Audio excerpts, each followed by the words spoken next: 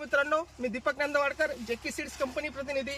आज आपण शिरपूर तालुक्यातील सुकवत या गावी आलो असून येथील प्रगतील शेतकरी ऋतिक भाऊ पाटील यांनी आपल्या जेके सीड्सचं 4545 या वाणाची लागवड केली।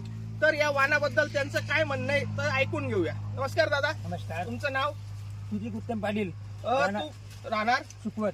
तुम्ही या कुठल्या वाणाची लागवड केली आपल्या शेतात? 45 जेके सीड्सचं 4545 या वाणामध्ये तुम्हाला चांगलं काय वाटतंय? चांगलं एक कारण की याच्या दाना आहे तो टोकापर्यंत भरलेला आहे आणि दाना पण मस्त आहे।